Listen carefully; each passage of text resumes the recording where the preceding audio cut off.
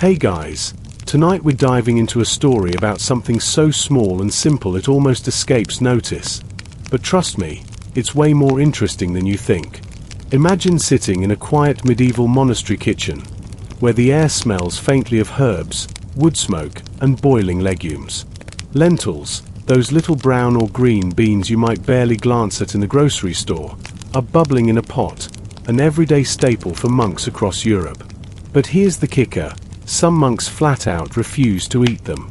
Not because they were allergic or because lentils suddenly went out of fashion, but for reasons that blend faith, mystery, and a pinch of ancient culinary rebellion. Spoiler alert, you probably won't survive this lentil-fueled drama if you're expecting something flashy. That's the point. It's boring history for sleep, after all. So, before you get comfortable, take a moment to like the video and subscribe, but only if you genuinely enjoy what I do here. And hey, why not drop your location and local time in the comments? I always love seeing where you all are tuning in from. Now, dim the lights, maybe turn on a fan for that soft background hum, and let's ease into tonight's journey together. You're sitting back now, your head resting gently on a soft pillow, as the tale of lentils and monks begins to unfurl like a slow, quiet breath in a stone monastery cloister. Lentils might seem unremarkable to you, just a humble pulse you see tossed into soups or salads today. But back in the Middle Ages, they were a vital part of monastic life, cheap, nutritious, and easy to grow. Monks didn't exactly order takeout or nibble on exotic fruits flown in by international trade. Their diets were largely dictated by what grew nearby and what the church's rigorous rules allowed. Lentils fit neatly into this picture as a simple, meatless protein that could keep a monk's strength up through long hours of prayer and labor. In many monasteries, lentils were so common they became a symbol of the monastic diet itself. Plain, repetitive, disciplined. Picture a monk ladling a thick lentil stew into a rough wooden bowl, eating silently with a spoon, the only sound the quiet clinking against the stone walls. It was a food that reflected the monk's vows, humble, unpretentious, and focused on sustenance rather than pleasure. No fanciful flavors or rich sauces here, just lentils simmered slowly with onions, herbs, maybe a splash of vinegar if you were feeling wild. But not every monk was on board with the lentil love story. Some monks, in fact, made a conscious decision to avoid lentils altogether. At first glance, that sounds like a minor dietary quibble. After all, you'd think a monk refusing a lentil or two is just being picky, right? But the reasons run deeper, woven into spiritual symbolism, health beliefs, and even rebellion against the standard monastic routine. Historically, monastic communities followed strict fasting and abstinence rules, often avoiding meat, eggs, and dairy. Lentils, as a meat substitute, became a go-to protein. However, some monastic orders or individuals questioned the propriety of relying on lentils so heavily. In some places, lentils were associated with luxury or too much earthly indulgence, which went against the ascetic ideals. There were also odd beliefs circulating, like lentils being linked to digestive troubles or even moral impurity, which made some monks wary. You might find it amusing that something as boring as lentils could spark such a fuss. Imagine monks in simple robes debating the virtues and vices of this legume, as if they were discussing the fate of souls. One monk might grumble about that cursed lentil, while another preaches its sacred humility. If you think that's funny, wait, here's a little medieval joke for you. Why did the monk refuse to eat lentils? Because he wanted to be a leguminary rebel. Bedtime.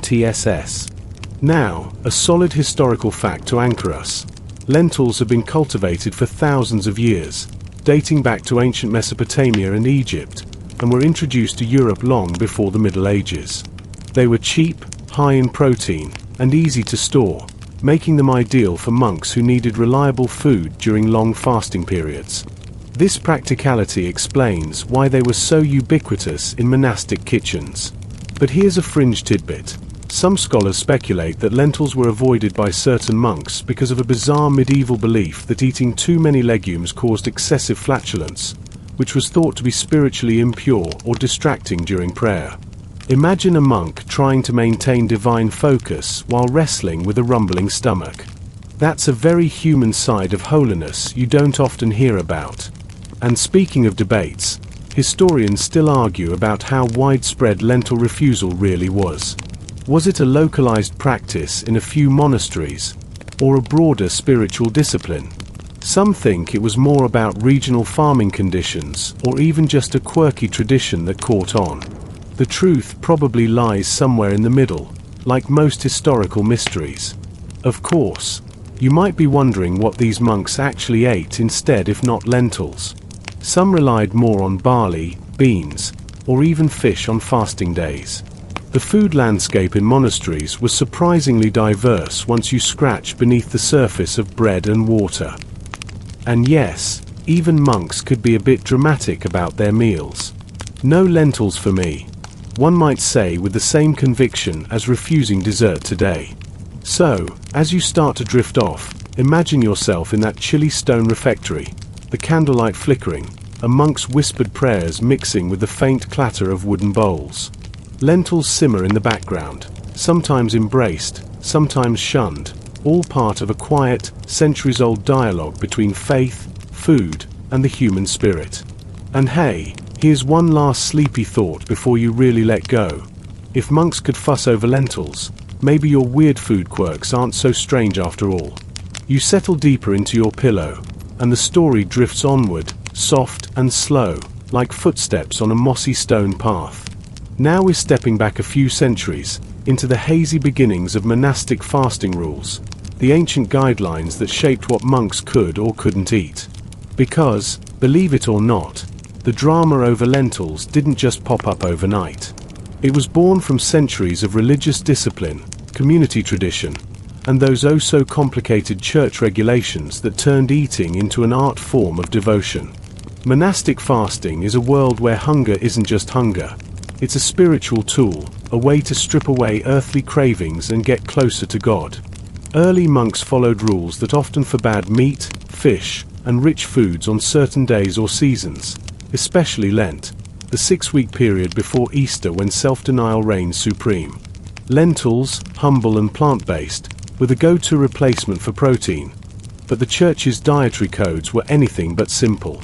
You might think monks had it easy, but their food rules were a maze of do's, don'ts, and maybe-eats, varying wildly from order to order and monastery to monastery. It all started with early Christian writings and councils, where leaders debated what fasting truly meant. Was it just about giving up meat? Or did it extend to eggs, dairy, fish, and even vegetables? Some of the first big rule books came from Saint Benedict in the 6th century, whose Rule of Saint Benedict laid out daily life for monks in detail, including food. Benedict recommended abstaining from meat but allowed fish and encouraged moderation. Yet even in his time, monks pushed back, tweaking rules and testing boundaries. Here's a bit of irony for you. Saint Benedict's rules were strict but also practical, designed to keep monks healthy enough to pray, work, and survive long winters. So, while meat was off the table, lentils and other legumes became staples because they were nutritious, filling, and cheap. They weren't just a diet hack, they were a lifeline. But as monasticism spread across Europe, variations emerged. Some orders, like the Cistercians, took fasting to extreme levels, avoiding all animal products and sometimes limiting even dairy or oil. The idea was to deny the body as much as possible, to keep the spirit pure. In these austere settings, lentils could either be a blessing or a curse. Blessing because they provided needed sustenance, curse because some believed eating too many could distract from spiritual focus. Now, here's a medieval joke that fits the mood. Why did the monk stare at the empty bowl? Because fasting made him profound but also really hungry. Honestly, who can blame him? A solid historical fact here. The development of fasting rules was closely linked to the Christian liturgical calendar, which included numerous feast days, fasts, vigils, and penitential seasons. These rules weren't just about personal discipline, they shaped communal identity. Following the fasting regimen was a public expression of faith and obedience.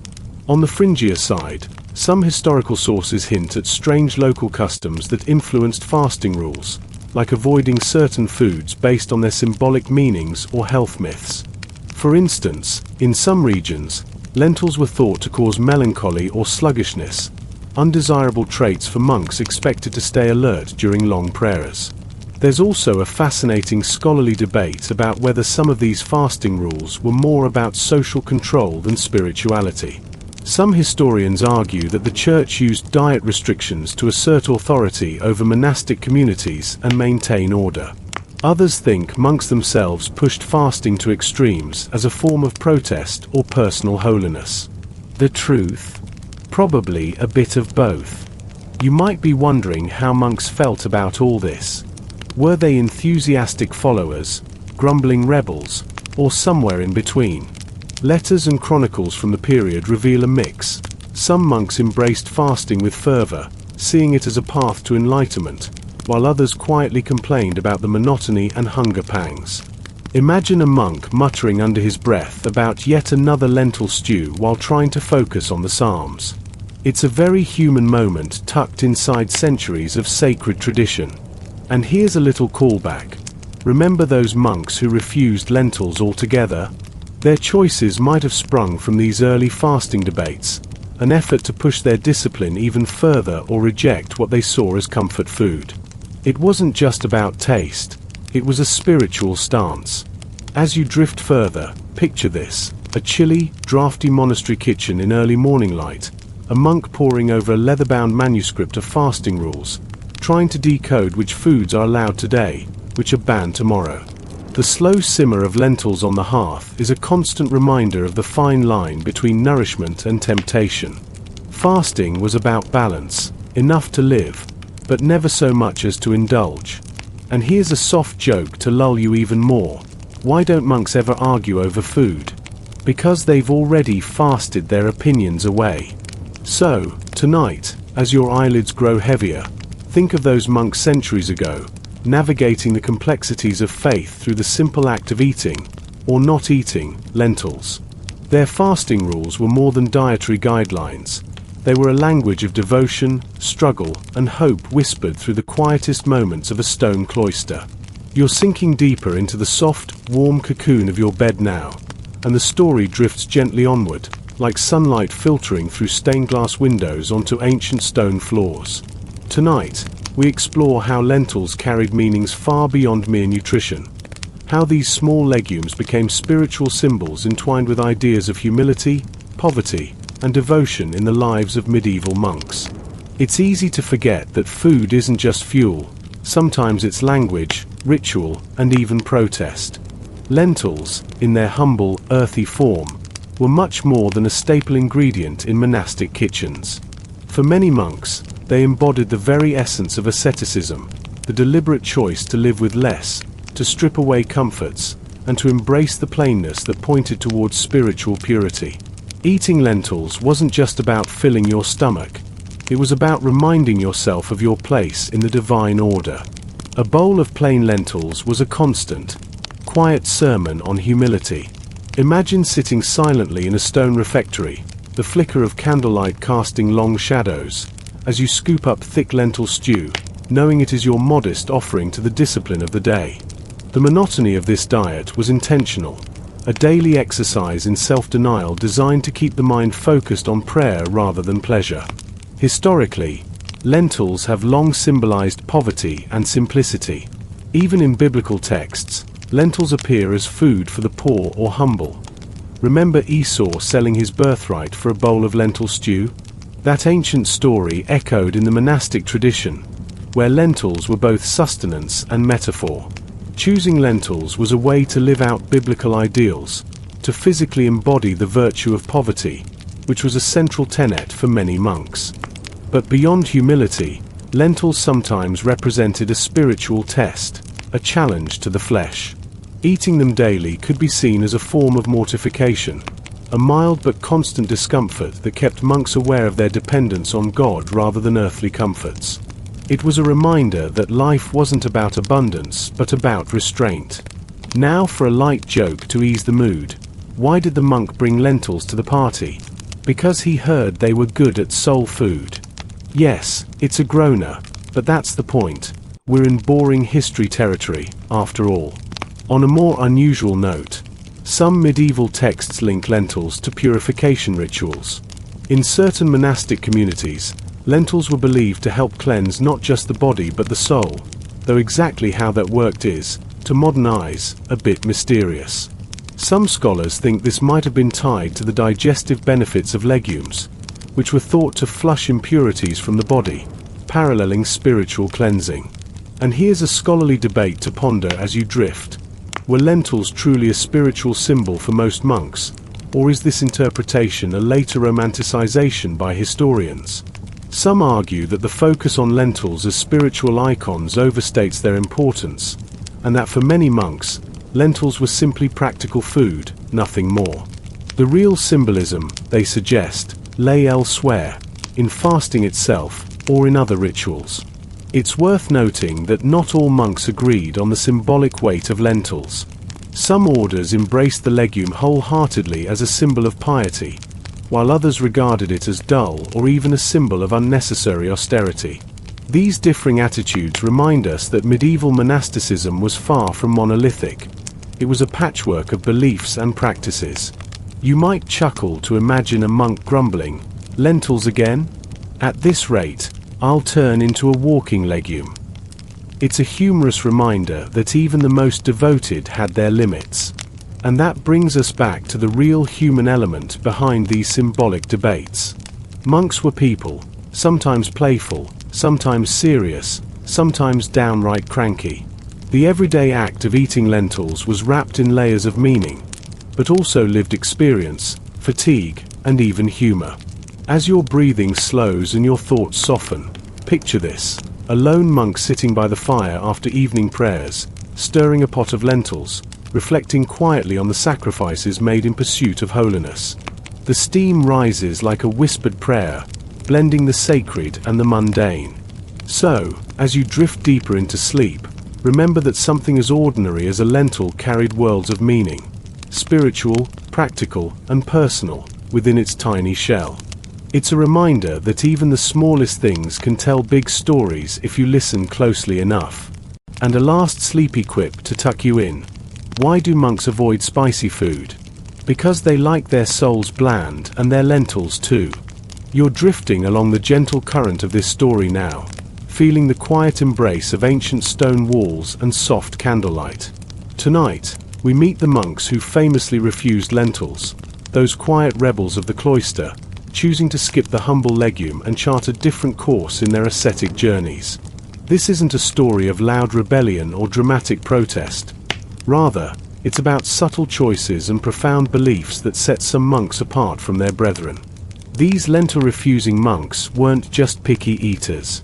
Their avoidance of lentils was a deliberate spiritual stance, rooted in a mix of theological interpretation, health concerns, and even cultural influences. You can almost picture them in their simple habits, quietly exchanging knowing glances when the lentil stew was served, opting instead for barley, beans, or a plain slice of bread.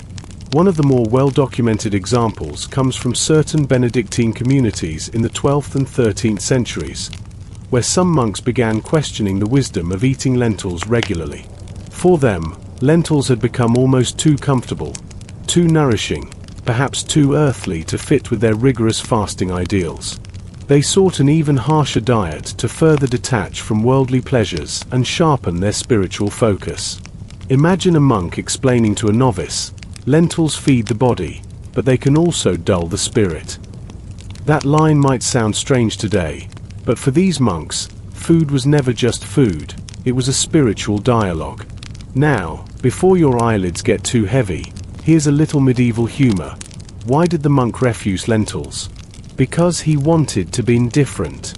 Historically, monks who rejected lentils often belonged to reform movements within monasticism that sought stricter adherence to ascetic principles. The Cistercians, known for their austere lifestyle, sometimes limited legumes, including lentils, favoring simpler grains and wild herbs. Their emphasis was on minimalism and self-denial, pushing beyond traditional fasting rules. An unusual tidbit here: In some monasteries, lentils were associated with earthly excess because they were so widely cultivated and abundant. To reject lentils was, paradoxically, to reject abundance and embrace scarcity, not just physically but symbolically. Scholars debate whether the lentil refusal was driven more by health concerns or spiritual symbolism. Some medical texts from the period warned that lentils could cause digestive issues, gas and bloating, which were considered not just uncomfortable but potentially spiritually harmful by distracting monks during prayer. Others argue the avoidance was more about spiritual purity, a test of discipline, or even an identity marker distinguishing stricter orders. One fascinating angle is the link between lentil refusal and monastic identity. By setting themselves apart from the mainstream practice of eating lentils, these monks created a distinctive culture of rigor and sacrifice. It was as if the very act of saying no to lentils became a badge of holiness. If you imagine the daily monastery routine, this small act of refusal could carry big meaning. Sharing meals was a communal activity, but food choices marked spiritual boundaries. A monk's plate was a silent statement of his devotion. And here's a soft joke for you. What's a monk's favorite exercise? Lentil lifting, only if he's allowed to eat them. The health angle can't be overlooked. Medieval medical theory was built around the idea of balancing humors, bodily fluids that governed health. Lentils were sometimes seen as cold and moist, which could upset this balance. A monk prone to melancholy or sluggishness might avoid lentils to maintain spiritual alertness. But whether for health or holiness, refusing lentils was no small act. It meant turning away from a dietary staple, and in a culture where food was closely tied to obedience and community, that could be tricky. Some monks risked appearing rebellious, but their commitment to asceticism gave them strength. Picture a scene where a monk politely declines lentil stew at the refectory, while others raise eyebrows but say nothing. The silence itself speaks volumes. As you let your thoughts wander into sleep, consider the quiet courage it took to be different in a world where sameness was the norm. These lentil-refusing monks remind us that faith can express itself in the smallest choices, even what's on your plate. And just before you drift off completely, a final sleepy pun. Why did the monk avoid lentils? Because he was trying to appease himself. You're tucked in deeper now, the soft rhythm of your breathing syncing with the slow, steady heartbeat of centuries past. Tonight, we travel to the fields and gardens where lentils first took root, tracing their journey into the monastic kitchens of medieval Europe. Understanding how lentils were cultivated and distributed brings us closer to the daily reality of monks who either embraced or rejected these tiny legumes. Lentils are one of humanity's oldest cultivated crops, dating back at least 9,000 years to the Fertile Crescent, the cradle of civilization. Archaeologists have found evidence of lentil consumption in ancient Mesopotamia, Egypt, and the Levant, where they were prized for their resilience in arid climates and their nutritional punch. From these origins, lentils spread westward into Greece and Rome, eventually becoming staples in European diets. By the time medieval monasteries were established, lentils were well known and widely grown across Europe. Monks, who often managed vast tracts of land, including gardens and fields, played a key role in cultivating crops like lentils. Their agricultural work was part of their devotion, an embodied prayer through tending the earth. It's easy to picture a monk kneeling in a field, carefully planting tiny lentil seeds in neat rows, the soil cool beneath his fingers. In fact, many monasteries were centers of agricultural innovation. Monks improved farming techniques, experimented with crop rotation, and preserved seeds. Lentils were ideal for monastic farms because they enriched the soil by fixing nitrogen, improving fertility for future crops. This made lentils both a dietary staple and an ecological ally. Here's a little joke for you. Why don't monks ever lose at gardening? Because they always keep their peas in a pod. Monastic cultivation of lentils was also practical. Lentils stored well through winter, resisted pests better than some other crops, and could be cooked simply. Monks, dedicated to both prayer and labor, valued such reliable foods. An unusual fact. In some regions, lentils were planted alongside other legumes and grains as part of complex polyculture systems. These practices not only sustained the monks but also shaped local ecosystems in subtle ways. The medieval monastery was not just a spiritual sanctuary but a small, self-sustaining world where agriculture and faith intertwined. The spread of lentils into Europe was influenced by trade routes established by the Romans and later by the Crusades, which brought Eastern culinary and agricultural knowledge westward. Monks were often scholars and scribes, preserving and sharing agricultural texts that describe the cultivation and uses of lentils. Some historians debate how much monks influenced the popularization of lentils in Europe. Were they key players who introduced new crops and farming methods, or did they mainly adopt existing practices? The answer probably varies by region, but monasteries undeniably served as hubs of knowledge and innovation. Now, picture a monk poring over a manuscript on farming, illuminated by the soft glow of a candle, copying notes on the ideal conditions for growing lentils. The quiet of the scriptorium contrasts with the bustling life outside in the fields. It's a beautiful dance of contemplation and cultivation. Here's a final light-hearted thought. Why was the monk always calm during planting season? Because he was used to let us pray. As you sink further into your cozy space, imagine the gentle rhythm of seasons passing in monastic lands. Spring planting, summer tending, autumn harvest. Lentils, humble and small, connecting the monk's daily toil with ancient rhythms of the earth. So, as your eyelids grow heavier, take comfort in knowing that those tiny seeds held a quiet power, nourishing not just bodies but a way of life devoted to balance, simplicity, and reverence. You're nestled deeper now, the world outside growing faint and distant as the tale unfolds like a slow, steady flame flickering in a dark chapel. Tonight, we explore some of the stranger, more unusual theories surrounding why certain monks refused lentils, a topic that has intrigued historians and tickled the curiosity of medieval food enthusiasts alike. Because sometimes, history's quietest debates are the most delightfully weird. One of the more offbeat ideas floating around suggests that monks avoided lentils due to their supposed effects on digestion. In medieval medical thought, which was heavily influenced by the ancient Greeks, foods were categorized by qualities like hot, cold, dry, and moist, and believed to affect the balance of the four bodily humors. Lentils, considered cold and moist, were thought by some to cause bloating, gas, or even lethargy, conditions hardly conducive to the rigorous spiritual life monks aspired to. Imagine monks whispering in the refectory, wary of the silent but deadly consequences of lentil consumption. Flatulence was no laughing matter when the goal was to maintain focus during long hours of prayer and meditation. If your insides were rumbling louder than the choir, that wasn't exactly holy. Here's a sleepy joke for you. Why don't monks eat lentils before prayers? Because they don't want to raise a stink in the choir. Another peculiar theory ties lentils to certain symbolic or superstitious taboos.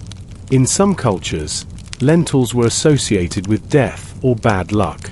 For example, in Italy even today, lentils are eaten on New Year's Day to bring prosperity. But in medieval Europe, the association wasn't always positive.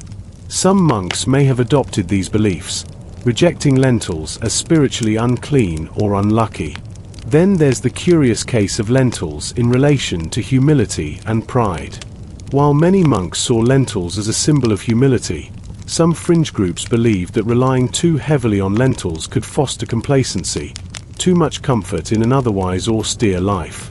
Avoiding lentils was thus a way to maintain vigilance against spiritual pride. Historically speaking, these theories aren't universally documented but appear sporadically in monastic writings and local customs. It's a reminder that medieval monastic life was far from uniform. Regional beliefs, local superstitions, and personal interpretations all played their parts. And here's an unusual fact. Some medieval manuscripts mention monks avoiding lentils during specific seasons or religious observances, suggesting that lentil consumption was sometimes more about ritual timing than outright prohibition. Now, Scholars debate just how influential these fringe theories were. Were they the cause of widespread lentil refusal or just minor footnotes in the grand history? Some historians argue these ideas were localized and symbolic, while others think they reflected genuine health concerns or spiritual philosophies. You might smile imagining a monk, serious and solemn, secretly dreading lentil stew not because of hunger but because of superstition, or worse, digestive doom. It's a very human wrinkle in an otherwise austere tapestry. And one last joke to lull you. What do you call a monk who refuses lentils? A persistent ascetic. So, as your mind drifts into quiet repose, picture a monastery where ancient agricultural wisdom meets whispered superstitions, and a humble legume becomes a symbol tangled in faith, health, and myth. The monk's lentil refusal wasn't just about food. It was about navigating a complex world where body and spirit were endlessly entwined. Remember, sometimes the most boring history is just a veil over the strangest stories. And lentils, those tiny pulses of the past, carry a weighty legacy that's more than meets the eye. You're nestled into that cozy place between wakefulness and sleep now, where the story settles like a warm quilt draped gently over your thoughts. Tonight, we delve into the medieval world of health beliefs, specifically how monks and their contemporaries viewed lentils, not just as food, but as medicine, and sometimes as a source of mischief for the body. Medieval medicine was a curious blend of observation, tradition, and mysticism, largely influenced by the ancient Greeks and Romans. The dominant theory revolved around the four humours: blood, phlegm, yellow bile, and black bile, which needed to be in balance for a person to be healthy. Foods, including lentils, were thought to affect these humours differently. Lentils were generally considered cold and moist, qualities associated with phlegm. This meant that eating lentils could, according to medical texts, increase mucus or dampness in the body. For monks, this wasn't just a physical concern, it had spiritual implications. Excess phlegm was believed to slow the mind and spirit, making one sluggish during prayer and meditation. Imagine a monk reluctantly pushing away a bowl of lentil stew, knowing it might bring on not just a grumbling stomach but a foggy mind. It's an image that brings a very human vulnerability to the monastic quest for spiritual clarity. Here's a gentle joke for you. Why did the monk bring honey to his lentil soup? Because he wanted to sweeten his humours and his mood. Medical manuscripts from the Middle Ages often recommended moderation in lentil consumption, warning against overindulgence. They also prescribed certain herbs to counteract lentils' cold qualities. Garlic, for example, was believed to warm the body and aid digestion. Interestingly, monks were often among the best educated people of their time, with many acting as healers in their communities. They had access to herbal knowledge and medical texts, which influenced their diet choices. Avoiding or limiting lentils might have been a practical health decision as much as a spiritual one. A surprising tidbit: some monastic infirmaries prescribed lentil-based remedies for ailments like digestive troubles and respiratory issues, showcasing the complex relationship between food and medicine. Scholars continue to debate how much medieval medical theory influenced everyday monastic diet. Were monks avoiding lentils mainly for health reasons? Or were these beliefs intertwined with spiritual fasting rules? The lines blur, and perhaps that's part of the mystery. Picture a quiet monastery garden where monks grow herbs not just for cooking but for healing. The air thick with the scent of rosemary, sage, and thyme, mingling with the earthy aroma of lentil fields nearby. It's a world where food and medicine dance closely. And one last sleepy pun to ease you. Why did the monk refuse lentils after reading his medical book? Because he didn't want to be phlegm-ed out during Vespers. So, as you ease towards sleep, remember that medieval monks lived in a world where the body and spirit were inseparable, and where something as simple as a lentil could be both nourishment and potential obstacle on the path to holiness. You're floating now, drifting gently through the quiet corridors of history, where the faint scent of incense mingles with the earthy aroma of lentils simmering in a stone kitchen. Tonight, we explore one of the trickier questions surrounding these humble legumes. Were monks refusing lentils as a test of faith, or was it just a regional food preference? This question has stirred debate among scholars for centuries. Because, like most things in history, the answer isn't simple. The idea that refusing lentils was a spiritual test fits nicely into what we know about monastic discipline. Monks sought to deny their bodies comfort to elevate their souls. Food was a battleground where faith was exercised daily. Lentils, as a reliable and nourishing food, could be seen as a temptation to comfort, making refusal a way to sharpen spiritual resolve. Picture a monk silently declining lentils while others eat, a small act loaded with meaning. Was this refusal an expression of humility, self-denial, or perhaps even pride disguised as piety? Scholars still debate whether such refusals were widespread or isolated to a few monastic communities with strict ascetic practices.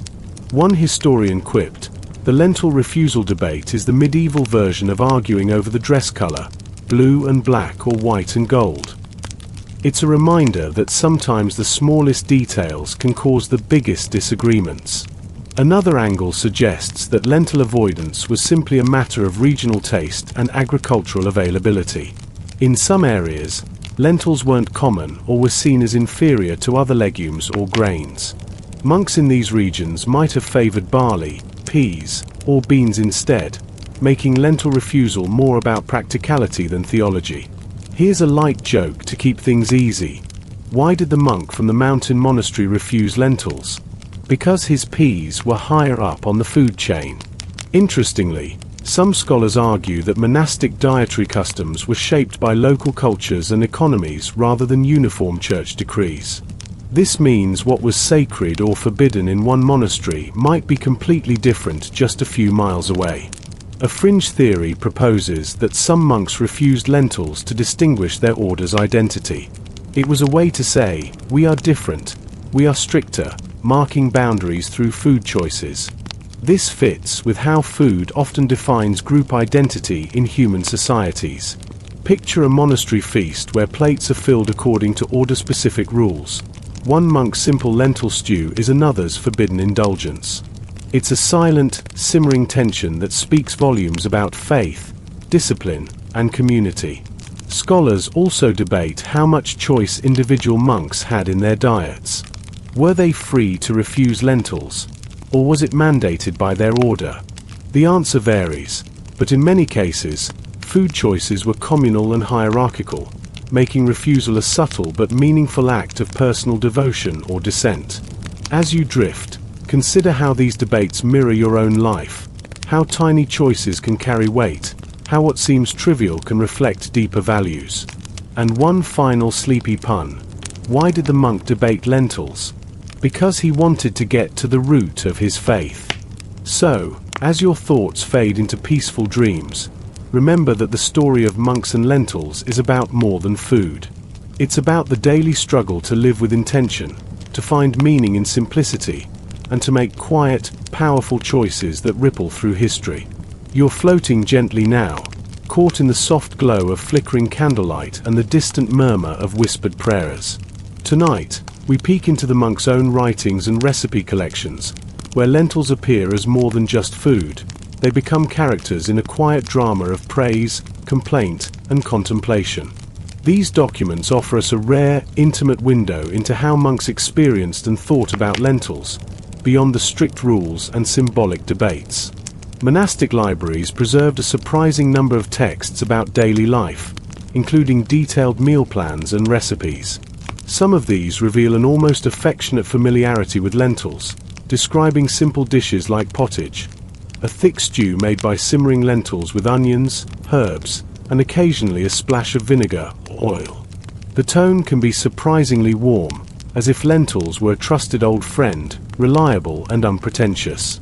Imagine a monk writing late at night, quill in hand, jotting down his favorite way to prepare lentils to ease the monotony of fasting days. The recipe might be sparse by today's standards, no exotic spices or fancy garnishes, but it speaks volumes about creativity within constraint. Here's a sleepy joke. Why do monks make the best chefs? Because they always keep their recipes prayerfully simple. Yet, not all writings were glowing endorsements. Some monks grumbled about lentils in their chronicles, lamenting their blandness or the digestive troubles they caused. One witty monk joked that lentils were the food of saints and sinners alike, equally dull and unavoidable. Such candid remarks remind us that medieval monks were not so different from us. They had their food gripes and favorite comfort dishes. An unusual tidbit from monastic cookbooks. Some recipes recommended soaking lentils overnight or adding certain herbs to reduce flatulence, echoes of the health concerns we talked about earlier. These practical tips reveal a pragmatic approach to food, blending spirituality with bodily care. Monastic literature also contains theological reflections on food, where lentils occasionally feature in metaphors for humility and simplicity. These writings often emphasize that the quality of the food matters less than the attitude with which it is eaten. A bowl of plain lentils, consumed with gratitude, could be as sacred as a lavish feast. Scholars debate how widespread such culinary writings were, and whether they reflect actual practice or idealized notions. Did monks really enjoy lentils, or were these just aspirational texts encouraging gratitude? The answer likely varies across orders and individual monks. Imagine the quiet library of a monastery, rows of scrolls and codices containing not just scripture but daily wisdom about food, farming, and fasting. It's a testament to how deeply intertwined food was with monastic life. And one last light-hearted thought before sleep. What's a monk's favorite cooking utensil? The holy spatula. So, as you sink further into calm, picture those monks, scribes and cooks, philosophers and pranksters, living their lives through the simple act of preparing and eating lentils. Their stories remind us that even the plainest foods can carry rich histories and human warmth. You're drifting now, wrapped in the soft hush of history, where even the smallest choices seem weighty and deliberate. Tonight, we compare lentils with the other staples that filled monastic tables: barley, beans, fish, and explore why some monks preferred one over the others. It's a subtle story of taste, theology, health, and sometimes just plain practicality. Monastic diets were famously simple but surprisingly varied. While lentils took a starring role, they shared the stage with barley, oats, chickpeas, peas, and various beans. These grains and legumes were the backbone of monastic sustenance, each bringing different textures, flavors, and symbolic meanings. Barley, for example, was often used in porridges or flatbreads. It was considered hearty and grounding, sometimes preferred by monks seeking a filling but less flatulence-inducing option compared to lentils. Beans, especially broad beans and fava beans, were prized for their protein content and sometimes regarded as more noble than lentils. Now, fish deserves a mention too.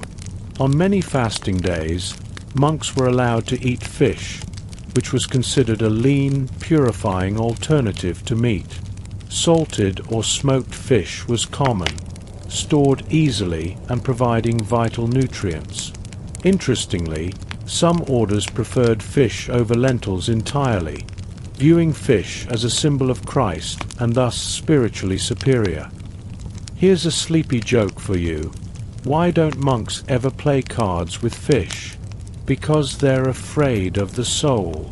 The choice among these foods wasn't just about taste or availability. It was wrapped up in theology and health beliefs. Some monks avoided lentils fearing their cold and moist nature, while others embraced them for their humility symbolism. Similarly, barley was sometimes associated with fertility and renewal, making it popular during certain liturgical seasons. An unusual fact: in some monasteries, meals were rotated deliberately. with lentils served on certain days and barley or beans on others, to keep the body balanced and the spirit disciplined. It was a culinary calendar synced with the rhythm of prayer and fasting. Scholars debate whether these food preferences were strictly doctrinal or more influenced by local crops and trade. Monastic orders across Europe weren't uniform, and their menus reflected local customs as much as church rules. Imagine a monk weighing his options: a bowl of lentil pottage or a slice of barley bread with a side of dried fish. Each choice was a negotiation between body, soul, and environment. And here's a gentle quip to ease you. What do you call a monk who loves beans? A prayer bean. So as your thoughts wander in the quiet night, think of those monks making their humble choices, balancing nourishment and devotion, turning simple meals into acts of faith. Lentils might have been the staple, but the monastic table was a place of thoughtful variety, each food telling its own story.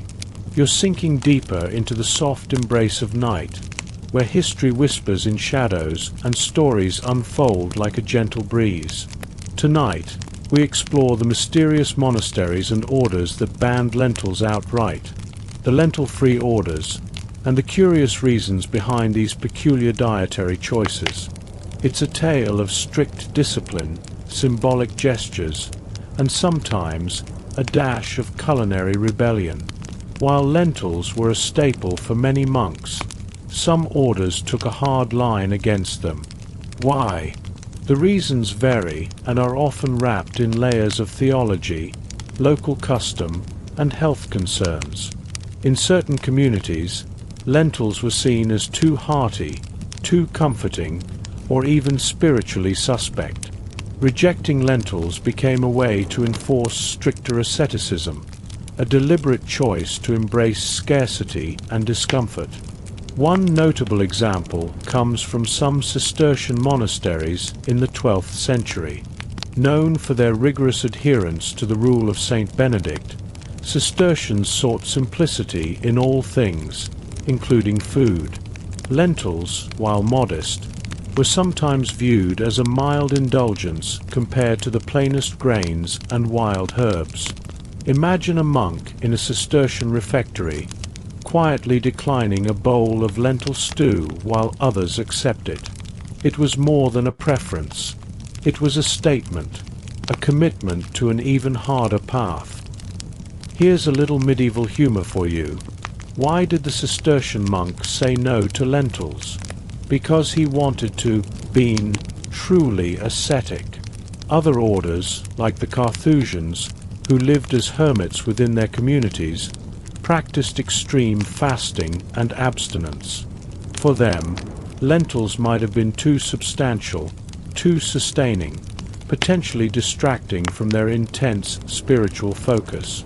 It wasn't just theology at play. Local agricultural conditions influenced these bans. In some regions, lentils were scarce or expensive, making them a luxury rather than a staple. Orders in these areas might have turned to whatever grains and vegetables were more readily available, framing lentil avoidance as both practical and pious. An unusual tidbit: in some monasteries, refusing lentils was linked to ritual purity laws, where certain foods were believed to weigh down the soul or body. Lentils, with their hearty reputation, could fall into this category. Scholars still debate how common lentil bans truly were. Were they widespread or confined to a few strict enclaves? Some argue these bans were exceptions rather than the rule, while others suggest they were part of a broader spectrum of monastic dietary practices. Picture a medieval monk's manual, listing forbidden foods with lentils prominently crossed out, a culinary commandment etched into the daily life of the community. And one soft joke to lull you further: why don't monks argue about lentils? Because they already know what's stupid. As your breath slows and your mind drifts, imagine the quiet discipline of these lentil-free orders. where food was pared down to the barest essentials, and every bite was a small act of devotion. Their refusal of lentils wasn't just about diet. It was about shaping identity and sanctity through the simplest of choices. You're nestled deeper into the calm folds of night, where the ancient world of monks and lentils unfolds slowly like a whispered secret. Tonight, we explore how lentils fit, or didn't, into the intricate calendar of fasting and feast days that structured monastic life. It's a story of rhythm and restraint, where every meal was carefully timed to reflect the spiritual pulse of the community. The medieval monastic year was a tapestry of holy days, fasts, feasts, and vigils, each with its own dietary rules. Lentils, as a humble and meatless protein source, found their way onto many fasting tables, especially during Lent, the 6 weeks of penance leading up to Easter. On these days, monks abstained from meat, eggs, and dairy, turning instead to legumes, grains, and fish. Imagine the refectory during Lent. Long tables lined with bowls of lentil stew, the smell of simmering herbs filling the chilly air. It was a time of sacrifice, but also of communal solidarity. Lentils became a symbol of shared discipline, eaten not just for nutrition, but as an act of obedience. Here's a sleepy joke to ease you further. Why did the monk look forward to Lent? Because it was his chance to lentilaway reflect. But lentils didn't appear on every fasting day. Some fasts were stricter, forbidding even legumes, requiring monks to subsist on bread and water or wild herbs. The rules varied by order, region, and even individual abbey, making monastic dining a complex and often confusing affair. On feast days, monks indulged sparingly. Though lavish meals were rare, celebrations called for breaking from the austerity of fasting. Lentils, humble as they were, might be replaced or supplemented with fish, eggs, or richer fare. The contrast between fasting and feasting heightened the spiritual experience, reminding monks of the cyclical nature of penance and grace. An unusual fact: some medieval manuscripts describe white fasting days, when even oil and wine were forbidden, and lentils were often excluded due to their perceived richness. It's a reminder that medieval fasting was not just about what you didn't eat, but how deeply you abstained.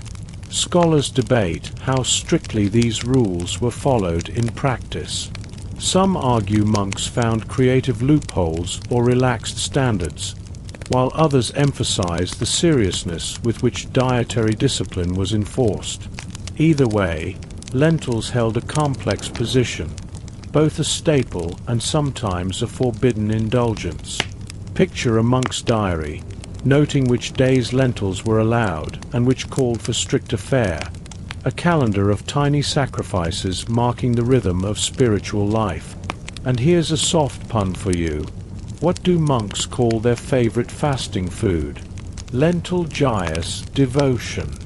As you drift gently towards sleep, imagine the steady beat of the monastic year, with lentils simmering quietly in pots as a constant companion through seasons of sacrifice and celebration.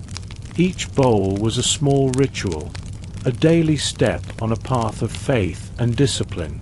You're drifting now into a twilight world where earth and spirit mingle quietly beneath ancient cloistered walls. Tonight, we explore how lentil farming impacted the environment around monasteries and, in turn, influenced the monk's relationship with this humble legume. It's a tale of soil, seasons, and subtle ecological balance, the background hum to centuries of spiritual practice. Medieval monasteries weren't just places of prayer.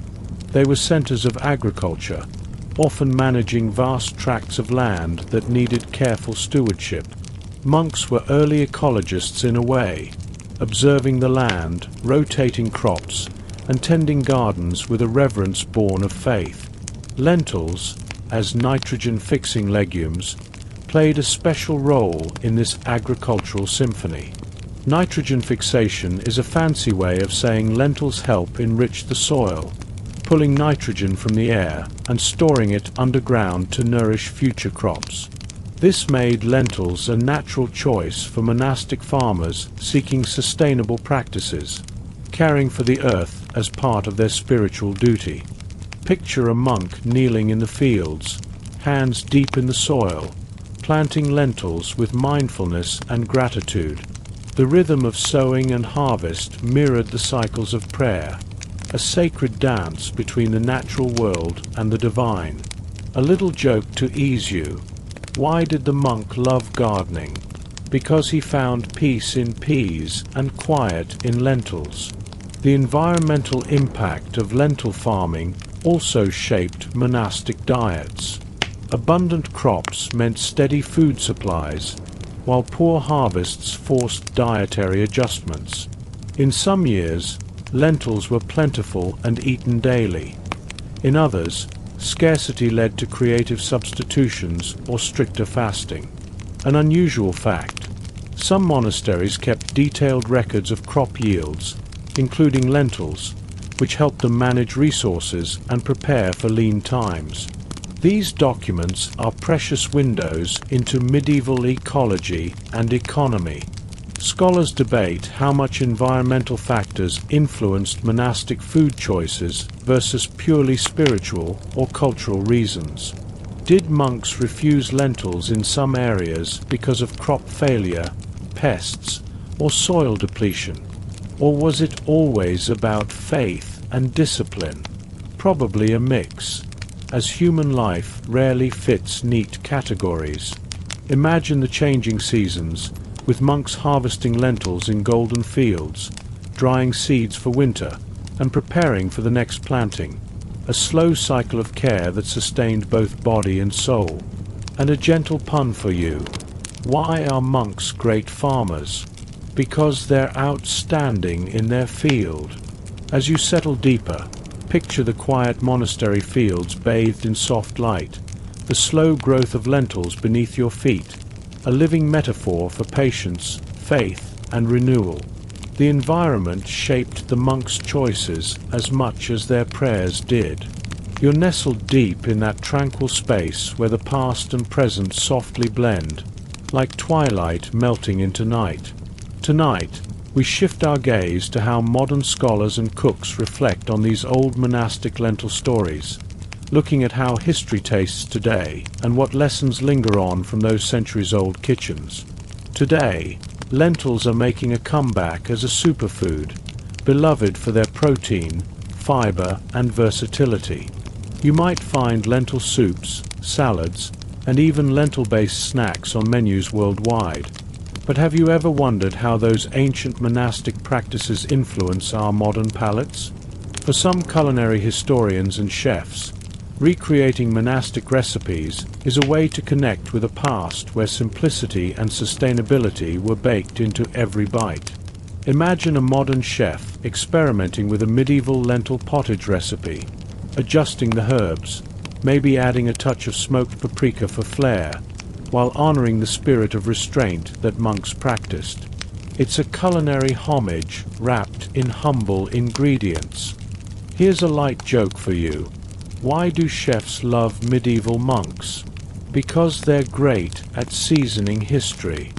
Historians today examine monastic diets not just as curiosities, but as windows into medieval society, spirituality, and agriculture. Lentils tell stories of faith, economy, and even environmental awareness. Some scholars emphasize how monks pioneered sustainable farming and simple living, values increasingly relevant in our fast-paced world. On the fringe, food anthropologists debate how much modern narratives romanticize monastic austerity. Were monks really so ascetic? Or is that a comforting myth for us seeking simpler times? Some argue that monks enjoyed more varied diets than often credited, while others see lentil avoidance as symbolic acts that may have been rare or localized. A fascinating fact: There are now culinary tours and workshops where people learn to cook and eat like medieval monks, tasting the flavors of lentils, barley, and herbs that shaped centuries of monastic life. It's history you can chew. Picture a cozy kitchen, flickering candles, the scent of simmering lentils filling the air, connecting you to monks long gone yet somehow present through their food traditions. It's a delicious bridge across time. And one last sleepy pun. Why did the foodie monk become a historian? Because he loved to digest the past. As you drift further into rest, remember that these small legumes carry big stories about people, places, and faith. The monk's simple meals remind us that sometimes the most profound wisdom comes from the quietest, humblest places. You're drifting deeper now, as the night wraps around you like a soft cloak, and we pause for a moment to consider the quiet evolution of monastic lentil practices over time, the subtle shifts that crept in across centuries, changing how monks related to these humble legumes. It's a story of adaptation, resilience, and sometimes gentle rebellion within sacred walls. Medieval monasteries weren't static. Over the hundreds of years they thrived. Their rules, diets, and daily rhythms evolved, influenced by changing theology, local customs, and practical necessities. Lentils, once a ubiquitous staple, experienced fluctuating fortunes. What was once a symbol of humble devotion sometimes became a food to avoid or even reject, and later, a renewed staple in revival movements.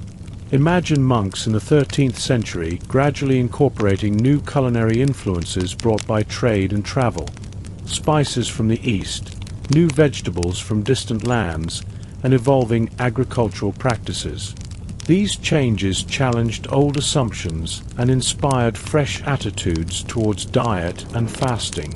One key factor was the rise of new monastic orders, such as the Franciscans and Dominicans, who emphasized different aspects of poverty and simplicity. While some orders doubled down on austerity, others allowed for more varied diets, reflecting a theological balance between asceticism and compassion. It's interesting to note that in some monastic communities, lentils began to be seen not just as a humble food, but as a practical means to sustain rigorous spiritual work. As monasteries expanded their educational, charitable, and agricultural missions, the demand for reliable nutrition grew. Lentils fit this need well, a soft joke to ease the mood. Why did the monk write a cookbook? Because he wanted to spread lentil-gious wisdom. However, the persistence of lentil refusal in some circles reflects how food can become a site of identity and resistance. Some monks resisted change, holding fast to older ideals by continuing to shun lentils as a mark of discipline or spiritual purity. Another curious development was the increasing interest in medical knowledge during the Renaissance. As the study of anatomy and nutrition progressed, monks began to question some older dietary taboos, including those concerning lentils. This medical skepticism sometimes led to more flexible eating practices. Scholars debate the extent of this evolution. Did monastic diets truly liberalize, or were these changes limited to certain orders and regions? Some argue that food rules remained rigid in many monasteries, while others see the later medieval period as a time of gradual relaxation. Picture a scriptorium where a monk copies not only scripture, but also new treatises on health and diet, reflecting this slowly shifting landscape. The tension between tradition and innovation is palpable. And one last sleepy pun. Why did the monk refuse to argue about food? Because he preferred to stew on it quietly. As you drift towards sleep, think of the monks navigating centuries of change with the same quiet determination they applied to prayer. Lentils, small and unassuming, bear witness to their ongoing journey, a journey of faith, adaptation, and the enduring quest for meaning in daily life. You're now settling even more deeply into the soft silence of night, where stories unfurl gently like mist over a quiet monastery garden. Tonight, we explore how lentils crossed from sacred monastic tables into broader society, tracing the subtle yet enduring influence monks had on European culinary and agricultural traditions, a legacy that quietly pulses through our plates even today. Monastic communities were often pioneers of agricultural innovation. Beyond tending their own gardens and fields, monks shared knowledge with surrounding villages, teaching sustainable farming techniques, crop rotation, and soil care. Lentils, with their nitrogen-fixing properties, became a valued crop far beyond the cloister walls, spreading through peasant farms and noble estates alike. Imagine peasants watching monks sow lentil seeds with practiced hands, learning how these little legumes could enrich the soil and provide steady nourishment through harsh winters. Monks weren't just spiritual guides. They were practical teachers whose agricultural wisdom shaped entire regions. A little joke to brighten the night. Why did the lentil go to school? Because it wanted to become a little cultivated. Monastic cookbooks and farming manuals circulated, preserving recipes and cultivation advice that traveled across Europe. These texts sometimes emphasized lentils' virtues: affordable, filling, and good for the earth, embedding them deeply into local foodways. Lentils became not just monastic food, but a staple of rural diets, a humble thread in Europe's culinary fabric. Interestingly, the monks' emphasis on fasting and meatless meals helped normalize legume consumption in a culture where meat was often a luxury. Lentils and other pulses offered an accessible source of protein to many who otherwise rarely ate meat. However, lentils' journey into popular cuisine was uneven. In some regions, they remained food for the poor or religious, while in others they gained favor among all classes. The cultural meanings of lentils evolved, sometimes seen as wholesome and virtuous, other times as dull or old-fashioned. Scholars debate how much monastic practices directly shaped wider food culture. Some argue that monasteries were key transmitters of agricultural and culinary knowledge. Others see their influence as more localized or symbolic. Either way, the legacy is undeniable. Picture a bustling medieval market where sacks of lentils are sold alongside grains and vegetables, their presence a quiet testament to monastic roots. The everyday act of buying and cooking lentils carries whispers of centuries-old faith and practice. And one last gentle pun before sleep. Why don't lentils ever get lost? Because they always find their way to the pot. As your breathing slows and your mind drifts, let this thought settle softly. The monk's relationship with lentils wasn't just about fasting or food. It was a thread woven into the tapestry of European life, connecting earth, body, and spirit across time. You're resting even more deeply now, nestled in that hushed in-between place where thoughts float softly like candle smoke curling toward a vaulted ceiling. Tonight, in this final prelude to our conclusion, we explore the emotional and spiritual dimensions of lentils, not just as food or symbol, but as quiet companions in the lives of monks. This is the story of how one humble ingredient became a daily meditation on virtue, discipline, and grace. For many monks, life was a steady rhythm of prayer, silence, work, and contemplation. In such a life, even the most ordinary objects became meaningful. A plain robe symbolized humility. A rough wooden bowl signified detachment from vanity. And the lentil, small, brown, plain, came to embody constancy. It was there day after day, steaming quietly in pots, never asking for praise, never demanding change. Some monks may have grown tired of it, yes, may have grumbled a little during the 1000th bowl of pottage, but that repetition itself had a spiritual purpose. In enduring sameness without complaint, they practiced acceptance. In receiving nourishment without pleasure, they practiced restraint. The lentil wasn't just something they ate, it was something they endured and, in some cases, came to embrace. Imagine a monk sitting alone after evening prayers, a bowl of lentils before him, steam rising slowly in the candlelight. No chatter, no spices, no distractions. Just warmth, simplicity, and the quiet murmur of a life lived in purpose. It's a holy kind of boredom, one that teaches patience, gratitude, and presence. And here's a sleepy little joke to ease the heaviness. Why did the monk say grace so slowly? Because even his lentils needed time to meditate.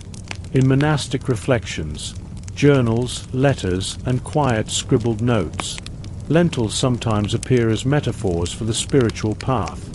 Humble beginnings, slow growth, nourishing outcomes. One Cistercian monk wrote that the lentil softens not by fire alone, but by time and water also. So too the heart under prayer. An unusual tidbit. A few mystics even referenced lentils in their visions or parables, comparing them to the soul. Tough at first, then yielding, transformed not in haste but in patience.